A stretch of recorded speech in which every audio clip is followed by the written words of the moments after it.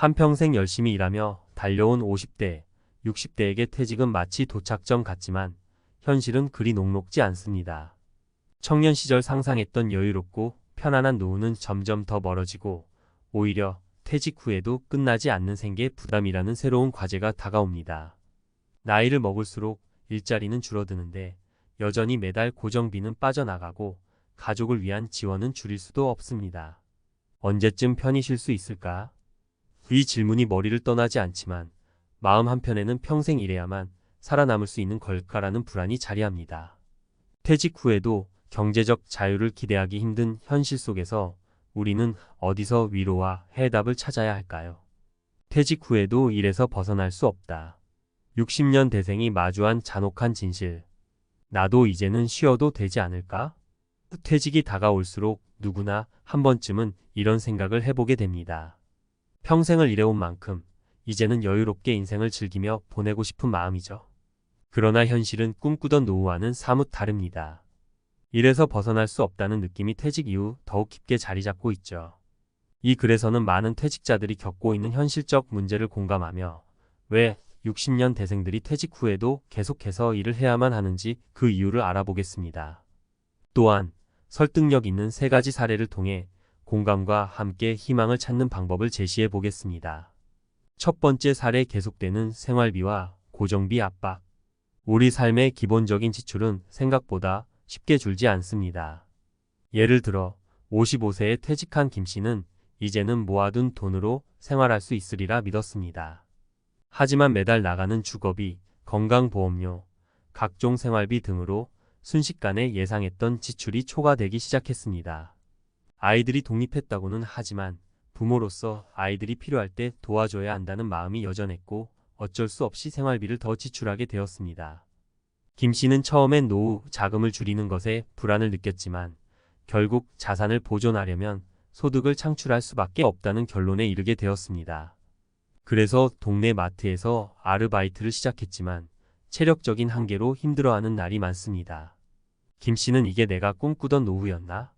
라는 생각에 혼란스럽지만 현실을 받아들이며 하루하루를 살아가고 있습니다.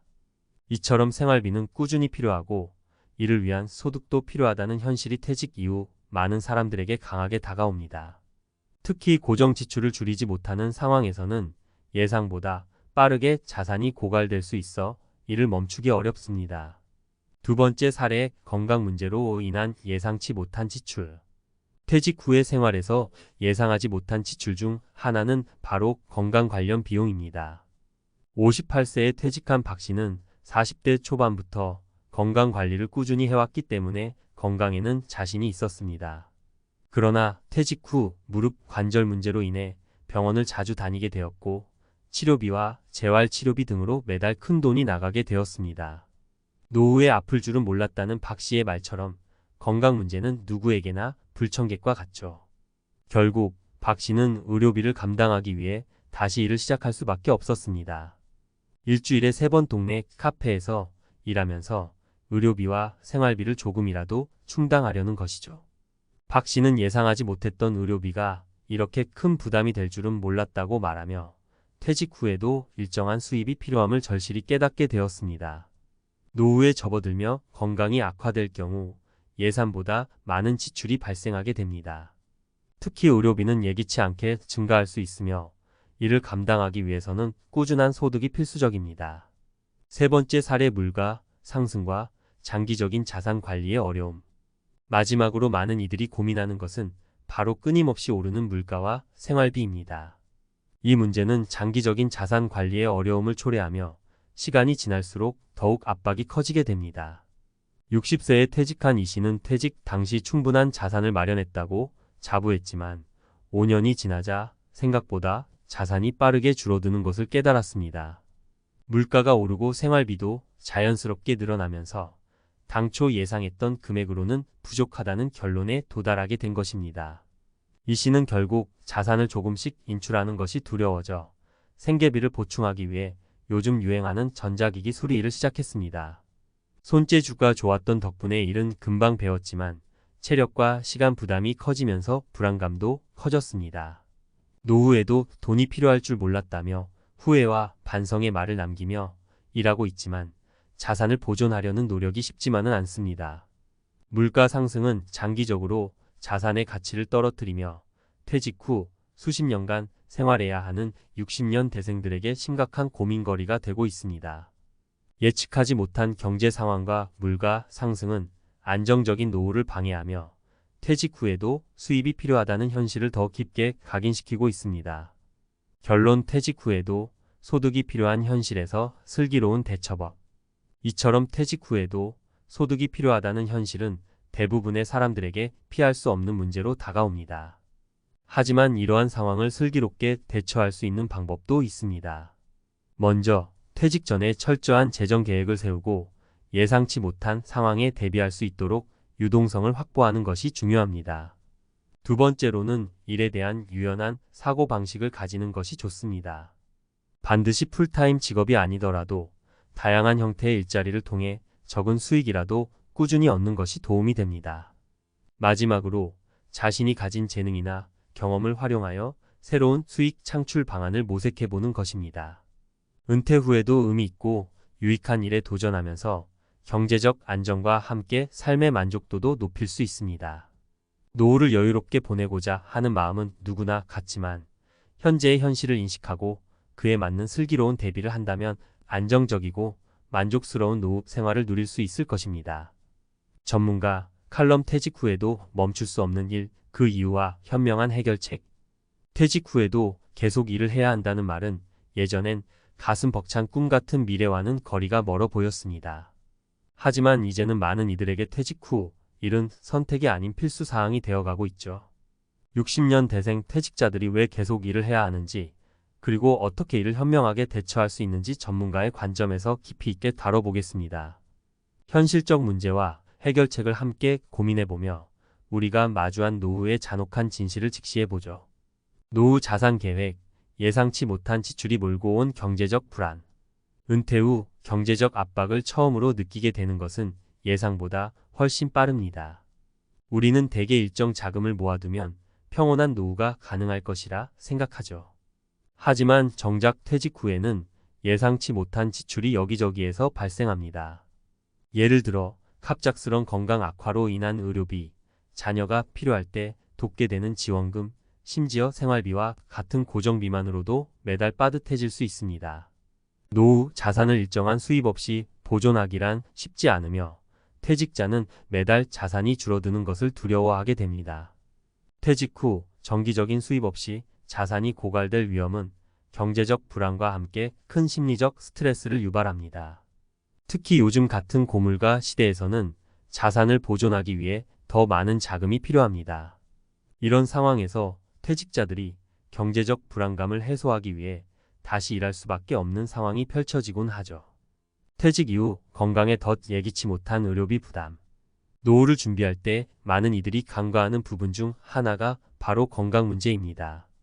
퇴직 이후엔 시간이 많아 건강을 돌볼 수 있으리라 생각하는 사람들이 많지만 현실은 예상과 다릅니다. 퇴직 후 갑작스럽게 나타나는 관절염, 허리 디스크, 고혈압과 같은 만성질환은 생각보다 큰 부담이 되죠. 평생 일하며 아껴온 자금의 일부를 꾸준히 의료비에 쏟아야 하는 상황이 종종 발생합니다. 이로 인해 많은 퇴직자들이 건강 관련 지출을 감당하기 위해 일정한 수입이 필요하다는 사실을 깨닫게 됩니다. 특히 만성질환이 생기면 정기적인 치료나 약물 복용이 필요한데 이런 비용은 점점 쌓여 부담이 커지죠. 이러한 상황에서는 건강에 대한 투자가 필수적이며 예기치 못한 의료비 지출에 대비하기 위해서라도 적절한 수입이 필요합니다. 끊임없이 오르는 생활비와 물가, 자산의 가치를 잠식하다. 물가 상승과 고정비 지출의 증가는 퇴직자들에게 큰 부담으로 다가옵니다. 매달 나가는 주거비, 건강보험료, 공과금 등은 끊임없이 오르지만 퇴직 후에는 이러한 지출을 보충할 소득이 부족해 불안감이 커집니다. 또한 인플레이션으로 인해 고정 수입 없이 보유 자산의 가치가 점점 감소할 위험이 있습니다. 물가 상승이 예상보다 높아질 경우 보유 자산이 퇴직 후 2030년을 감당하기에 부족할 수 있다는 현실을 직면하게 되는 것이죠. 이러한 상황에서 퇴직 후에도 지속 가능한 수익 모델을 구축하는 것은 중요한 문제입니다. 예를 들어 일부 퇴직자들은 자신이 지닌 전문성을 활용해 자문이나 프리랜서 일자리를 찾으며 조금이라도 경제적 여유를 확보하려고 합니다. 자산을 보존하고 안정적인 노후를 보낼 수 있는 새로운 방법을 찾아야만 일과 생활의 균형을 유지할 수 있습니다. 어떻게 해결할 것인가? 퇴직 후 소득 창출을 위한 현실적인 대안들. 퇴직 후에도 안정적인 소득을 창출하기 위해서는 몇 가지 방법을 고려해 볼 수 있습니다. 이는 단순히 일을 지속하는 것이 아니라 나이와 상황에 맞게 유연하게 대처하는 능력이 중요합니다. 1. 지식과 경험을 활용한 프리랜서 활동. 퇴직 후에도 꾸준히 일할 수 있는 가장 좋은 방법 중 하나는 자신의 지식과 경험을 활용하는 것입니다. 예를 들어 관리직에 있던 사람은 조직 관리나 팀 리더십에 관한 조언을 제공하거나 특정 기술을 보유한 퇴직자는 자신의 기술을 기반으로 한 컨설팅이나 프리랜서 활동을 할 수 있습니다. 특히 60년 대생 퇴직자들은 다양한 업무 경험을 쌓아왔기 때문에 이 경험을 바탕으로 자문 역할을 맡거나 소규모 프로젝트를 진행할 기회를 찾아볼 수 있습니다. 2. 체력을 고려한 파트타임 일자리. 퇴직 후에는 체력적인 한계도 무시할 수 없는 요소가 됩니다. 따라서 전일제로 일을 하는 것보다는 주 23일 일하는 파트타임 형태의 일자리를 고려해 보는 것이 좋습니다. 예를 들어 도서관이나 카페에서의 간단한 업무 혹은 온라인에서 필요한 부분만 작업할 수 있는 일자리를 찾는다면 체력적 부담 없이 소득을 창출할 수 있습니다. 이렇게 시간을 조절할 수 있는 일자리를 통해 생활비를 보충하고 자산을 지키는 방안을 생각해 볼 수 있습니다. 3. 자산 재정비 및 생활비 절감 전략. 퇴직 후 소득이 줄어든 만큼 자산을 적절하게 관리하는 것도 중요합니다. 기존에 불필요하게 사용하던 지출을 줄이고 생활비를 절약하는 것은 단기적으로 큰 효과를 볼 수 있습니다. 특히 주거 비용이나 생활비를 절감할 수 있는 방법을 찾고 자산을 재정비하는 데 집중할 필요가 있습니다. 또한 연금이나 금융상품을 활용해 안정적인 소득을 확보하고 불필요한 지출을 줄이는 방식으로 재정을 관리하는 것이 필요합니다. 미래를 위한 선택, 건강하고 안정적인 노후를 위한 발걸음. 퇴직 후에도 지속 가능한 소득을 창출하고 경제적 안정감을 유지하는 것은 60년 대생 퇴직자들에게 중요한 문제로 다가옵니다. 우리는 더 이상 퇴직 후의 생활을 무작정 자유롭게만 생각할 수 없는 시대에 살고 있습니다. 삶의 안정성을 유지하기 위해서는 퇴직 전부터 장기적인 재정 계획을 세우고 예상치 못한 상황에 대비할 수 있도록 준비하는 것이 중요합니다. 노후에는 이전과는 다른 방식으로 삶을 바라보고 준비해야 합니다. 퇴직 후에도 경제적 부담이 있다면 새로운 일자리를 찾거나 자산을 관리하여 불필요한 지출을 줄이고 필요한 만큼의 수입을 얻는 노력을 기울여야 합니다.